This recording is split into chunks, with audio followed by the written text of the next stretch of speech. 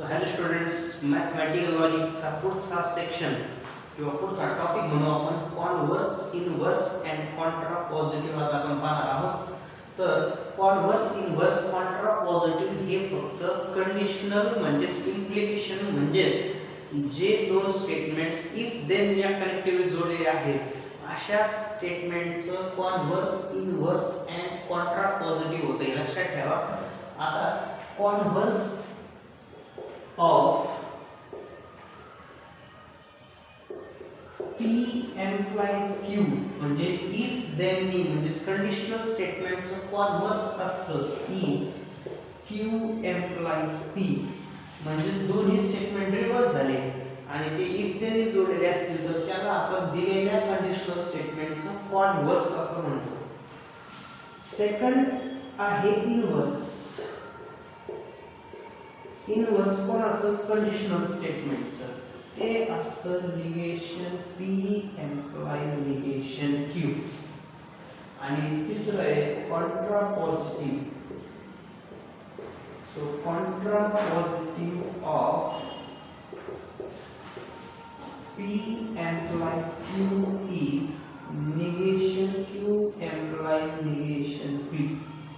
So ह्या तीन फॉर्म्युले actually यांचा यूज करून आपण आता दिलेल्या कंडिशनल स्टेटमेंटचं कॉन्व्हर्स, इनव्हर्स आणि कॉन्ट्रा पॉझिटिव्ह करणार आहोत. मग क्वेश्चन काय पहा. Write converse, inverse and contrapositive of the following statements. आणि काही स्टेटमेंट्स दिले त्यांचा आपल्याला कॉन्व्हर्स, इनव्हर्स आणि कॉन्ट्रा पॉझिटिव्ह लिहायचं आहे. सो पहिलं स्टेटमेंट आहे if x less than y then x square less than y square xy are real numbers. So आधी आपण या स्टेटमेंटचा सिंबॉलिक फॉर्म लिहू. सो दिलेल्या दोन्ही स्टेटमेंटला पहिलं स्टेटमेंट आहे पहा if नंतरचं वाक्य ते x less than y आणि ते नंतरचं जे दुसरं x square less than y square हे राहील स्टेटमेंट सेकंड. याचा सिंबॉलिक फॉर्म सांगू आपण. So symbolic form P implies Q. हा जरा सिंबॉलिक फॉर्म दिलेल्या स्टेटमेंटचा आपल्याला त्याचा कॉन्व्हर्स, इनव्हर्स आणि कॉन्ट्रा पॉझिटिव्ह करायचे. मग पहिल्या पार्टला आपण A कॉन्व्हर्स इज कॉन्व्हर्स असतो Q implies P. दिलेल्या स्टेटमेंटचा कंडिशनल स्टेटमेंटचा कॉन्व्हर्स असतो Q implies P. That is म्हणजे आधी Q लिहिला इफ देन वाक्य जोडणार आपण म्हणजे इफ ने सुरुवात होईल. Q आधी लिहायचं ते x square less than y square नंतर देन P स्टेटमेंट नंतर लिहायचं ते x less than y. हे झालं converse of given conditional statement. ह्या स्टेटमेंटचं कॉन्व्हर्स हे राहील. थोडक्यात काय होतं P implies Q implies Q होतं म्हणजे Q हे सेंटेन्स आलं तर P हे सेंटेन्स नंतर येतं आणि इफ देन इथे जोडलेले असतात. आता इनव्हर्स काय पहा. इनव्हर्स आपण लिहिलंय पाहिजे negation P implies negation Q म्हणजे क्वेश्चन मध्ये दिलेलं सेंटेन्स आहे तसं घ्यायचं पण त्या दोन्ही स्टेटमेंटला निगेटिव्ह करायचं. दॅट इज मग काय होईल पहा निगेशन P पण याचं निगेशन करा. If x less than y will be greater than or equal to y लिहितो देन नंतर निगेशन Q ला निगेटिव्ह करायचं म्हणजे x स्क्वेअर तिथं लेस दॅन येतं मग greater than or equal to y square येते. xy both are real numbers. 3 लिहून टाका. xy both are real numbers. नंतर C contra positive is yes the negation Q implies negation P. That is if implies म्हणजे if then इसके वाक्य जोडलेले आहेत. Negation Q म्हणजे निगेशन Q म्हणजे Q चं निगेशन जे x स्क्वेअर लेस दॅन ची आयडिया आपण greater than or equal to केलं होतं देन नंतर निगेशन P दिसतोय पहा म्हणजे P चं निगेशन करा. x लेस दॅन y चं x greater than or equal to y. So हे झाले कॉन्व्हर्स, इनव्हर्स, कॉन्ट्रा पॉझिटिव्ह दिलेल्या कंडिशनल स्टेटमेंटचे. आता क्वेश्चन नंबर 2 काय पहा. a family becomes literate if the woman in it is literate. If then सगळं फक्त if दिसतोय. मग if नंतर आलेलं स्टेटमेंट हे नेहमी P असतं हे आपल्याला माहिती आहे. मग सिम्बॉलिक फॉर्म मध्ये आपण त्याला आता घेऊ. सो आन्सर मध्ये लेट P पहिलं स्टेटमेंट आहे if नंतर जो P असतं तर वुमन in it म्हणजे कोण family in a family is literate then नंतर आलेलं Q पण then नंतर कोणतं वाक्य आहे तर ते सुरुवातीचं वाक्य आहे a family becomes literate.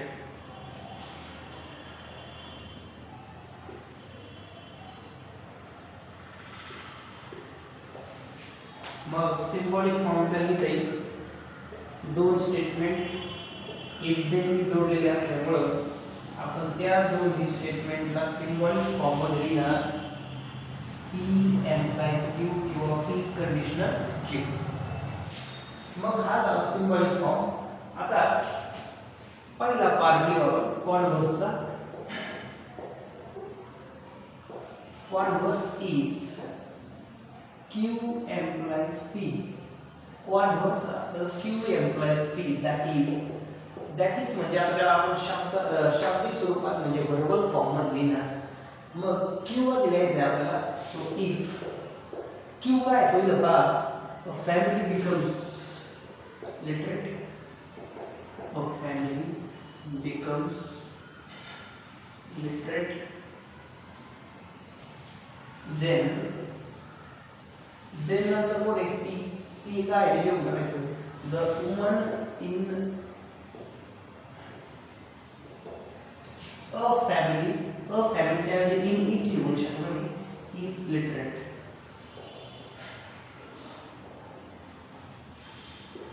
B आपल्याला पाहिजे होतं इनवर्स असतं negation P implies negation Q. म्हणजे काय तर क्वेश्चन मध्ये जे P एम्प्लॉयज Q आहे त्याला negation P employees negation Q म्हणजे फक्त दोन्ही स्टेटमेंट नॉट म्हणजे निगेटिव्ह करायचे आणि क्वेश्चन मधलं स्टेटमेंट आहे तसं तुम्ही लिहू शकता. पण आता त्याला आपण प्रॉपर फॉर्म मध्ये घेऊ निगेशन P आधी.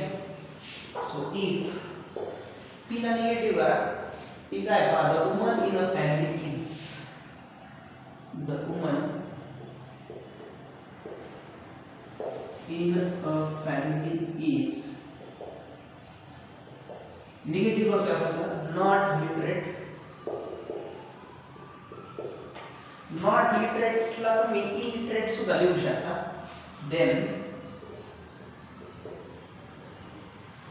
नंतर कोणते पाहिजे निगेशन Q दुसऱ्या वाक्याला निगेटिव्ह करा. देन अ फॅमिली काय becomes literate. So does not become literate. So दोन्ही वाक्यात नॉट आले पहा आणि एक दोन्ही वाक्य जोडले ते म्हणजेच हे झालं इनवर्स. आता राहिलंय Contra positive. So contrapositive of और इज कॉन्ट्रा पॉझिटिव्ह असतं negation Q employees negation P. So Contra positive आपण दॅट इज निगेशन Q आधी मग Q ला निगेटिव्ह करा. इफ ने सुरुवात करणार आपण कारण इम्प्लिकेशन चे सगळे स्टेटमेंट असल्यामुळे इफ ने येणारच आहे. निगेशन Q काय अ फॅमिली बिकम्स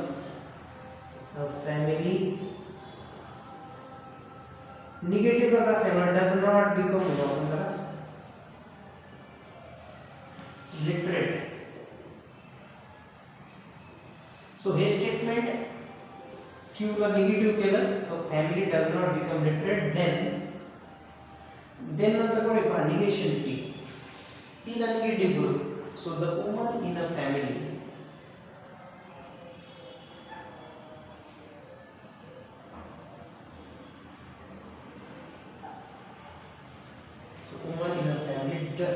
पहिल्या वाक्याला negative is not lettered. Negation P केलं मला ते नंतर लिहून काढले. सो हे झाले कॉन्व्हर्स, इनव्हर्स आणि कॉन्ट्रापॉझिटिव्ह दिलेल्या कंडिशनल स्टेटमेंटची. मग आता काही इम्पॉर्टंट रिझल्ट्स आपण सांगणार आहे. Some important results. त्यातला पहिला रिझल्ट आहे पी एम्प्लाइज क्यू, म्हणजे कंडिशनल स्टेटमेंट जे असतं ते निगेशन पी और क्यू बरोबर इक्विव्हॅलेंट असतं. हे इक्विव्हॅलेंट आहे का नाही ते तुम्ही ट्रूथ टेबल काढून चेक करू शकता. ही एक एक्सरसाइज म्हणून तुम्ही त्याला घ्या आणि ते चेक करा. Number 2, P double implication Q ला तुम्ही P implies Q and Q implies P असंही सांगू शकता. सो ते इक्विव्हॅलेंट आहेत का चेक करा, ट्रूथ टेबल काढा. किंवा निगेशन पी और क्यू अँड निगेशन क्यू और पी असंही त्याला लिहिलं. म्हणजेच हे सगळेच इक्विव्हॅलेंट आहेत का तिघं. याचा तुम्ही एकच कॉमन ट्रूथ टेबल काढून चेक करू शकता, प्रूव्ह करू शकता. प्रूव्ह करा मग एक जर सगळे तुम्हाला. तर तिसरा एक रिझल्ट आहे. पण आता आपण याच्यानंतर एक 10 इम्पॉर्टंट फॉर्म्युले सांगणार आहेत. तो रिझल्ट येतो म्हणून मी त्याला इथे स्टेट करणार नाही. त्याला म्हणतात अल्जेब्रा ऑफ स्टेटमेंट्स.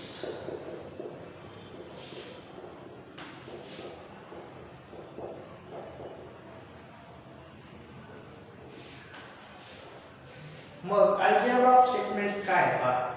त्यातला पहिला लॉ आहे. हे सगळे 10 लॉ आपण इथे पाहणार आहोत. ते तुम्हाला लक्षात ठेवायचे आणि हे 10 लॉ जर तुमच्या लक्षात राहिले तर मग लॉजिक चॅप्टर मध्ये तुम्हाला काहीच अवघड राहणार नाही. कारण सगळ्यात टफेस्ट पार्ट म्हणजे हे 10 लॉ लक्षात ठेवणं आहे. तर पहिला लॉ आहे आयडेम्पोटेंट लॉ.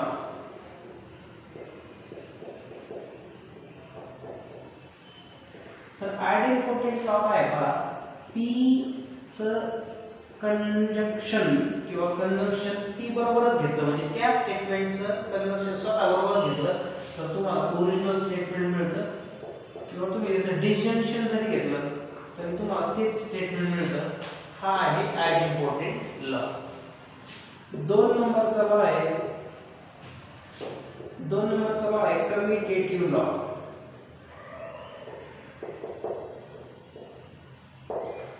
कम्युटेटिव्ह लॉ काय बघा, पी चं ऍड क्यू बरोबर घेतलं काय किंवा क्यू चं ऍड पी बरोबर घेतलं काय तर ते दोन्ही सेमच असतात.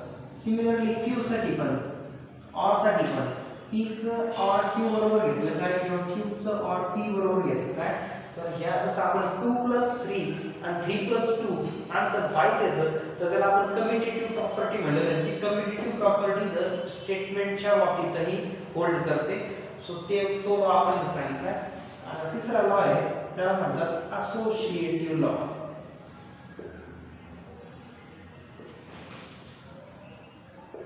सो असोसिएटिव्ह लॉ सिंपल आहे बघा. जर पी चं ऍड क्यू बरोबर आणि तेच आर बरोबर असेल म्हणजे तुम्ही आधी पी क्यू चं कन्व्हर्शन घेतलं आणि मग आलेल्या आन्सरचं आर बरोबर कन्व्हर्शन घेतलं काय किंवा क्यू आर चं कन्व्हर्शन आधी घेऊन मग पी बरोबर त्याचं कन्व्हर्शन घेतलं काय किंवा तिघांचं एकाच वेळी कन्व्हर्शन घेतलं तरी तीही व्हॅल्यू सेम तुम्हाला ट्रूथ व्हॅल्यूज देतात. थोडक्यात काय हे सगळे इक्विव्हॅलेंट आहेत. हे तुम्ही ट्रूथ टेबल काढून पण व्हेरीफाय करू शकता. एक प्रॅक्टिस म्हणून तुम्ही हे चेक करा. Law number 4 it is called distributive law.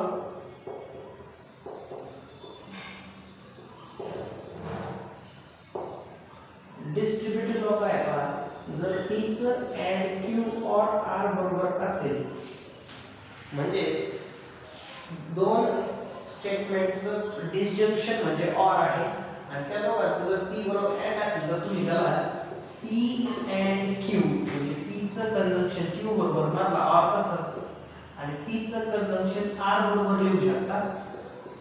तर हे दोन्ही इक्विव्हॅलेंट स्टेटमेंट्स आहेत. सिमिलरली जर p चं तुम्ही और घेतलं q and r बरोबर तर मधलं एंड मध्ये जातं आणि p चं और q बरोबर आणि p चं और r बरोबर येतं. तर हे चांगलं लक्षात ठेवा. हे कसं आहे पहा 2 × x + y ला जसं आपण 2x + 2y लिहितो म्हणजे आपण काय सांगतो की जर प्रोडक्ट आहे तर हा प्रोडक्ट ह्या ॲडिशनवर डिस्ट्रीब्यूट झालाय दोन ठिकाणी म्हणजे दोन ठिकाणी प्रोडक्ट दिसायला होता आणि एकाच ठिकाणी होता म्हणजे हा प्रोडक्ट ॲडिशनवर डिस्ट्रीब्यूट झाला. तसंच हे कंजंक्शन डिसजंक्शनवर डिस्ट्रीब्यूट झालाय दोन ठिकाणी. सिमिलरली इथं डिसजंक्शन कंजंक्शनवर दोन ठिकाणी डिस्ट्रीब्यूट झाले म्हणजे याला डिस्ट्रीब्युटिव्ह लॉ सुद्धा म्हटलं जातं. आणि पाचवा लॉ आहे डी मॉर्गन्स लॉ.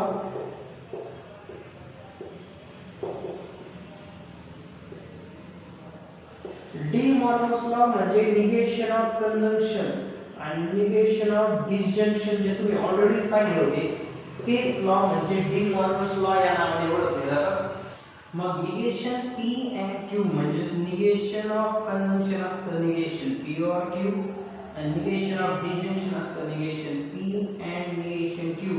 जे ऑलरेडी तुम्ही निगेशनच्या टॉपिक मध्ये पाहिलं होतं तेच हे डी मॉर्गन्स लॉ आहेत. आता लॉ नंबर 6 त्याला म्हणतात आयडेंटिटी लॉ.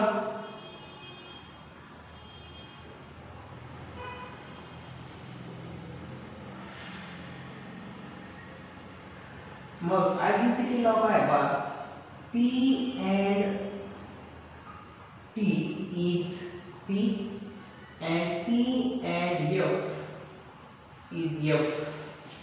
म्हणजे जर एखाद्या स्टेटमेंटचं ट्रू बरोबर अँड घेतलं म्हणजे कंजंक्शन घेतलं तुम्हाला ओरिजिनल स्टेटमेंट मिळतं आणि P चं जर कंजंक्शन घेतलं फॉल्स बरोबर तर तुम्हाला फॉल्स म्हणजे कॉन्ट्रडिक्शनचा पॅटर्न मिळतो. सिमिलरली जर P चं ऑर घेतलं ट्रू बरोबर तर ट्रूच मिळतं आणि P चं जर ऑर घेतलं M बरोबर तर मग मात्र स्टेटमेंट स्वतः मिळतं. तर हा आयडेंटिटी लॉ पण एक इम्पॉर्टंट लॉ आहे तो लक्षात ठेवा.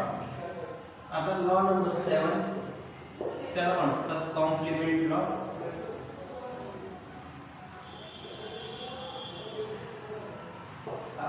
P चं जर अँड घेतलं निगेशन P बरोबरच तर तुम्हाला फॉल्स म्हणजे कॉन्ट्रडिक्शनचा पॅटर्न मिळतो आणि P चं जर ऑर घेतलं निगेशन P बरोबर तर मग मात्र टॉटॉलॉजीचा पॅटर्न मिळतो. या लॉला म्हणतात कॉम्प्लिमेंट लॉ. नाव नंबर 8 त्याला म्हणतात ऍब्सॉर्प्शन लॉ.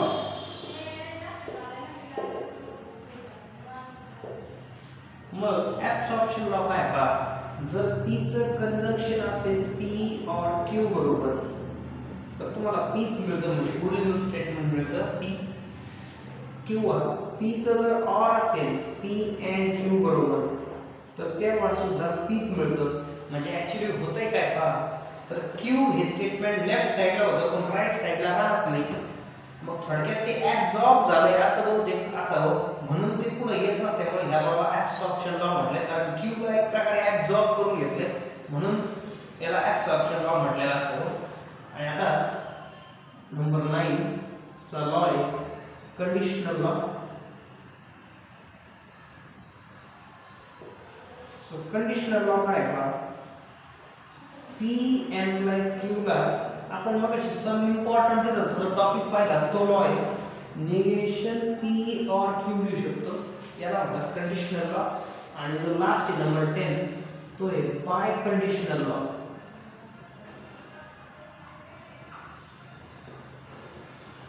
तो बाय कंडिशनल लॉ ला आपण मगाशी लिहिलं होतं P double implication Q can be written as negation P or Q and negation Q or P.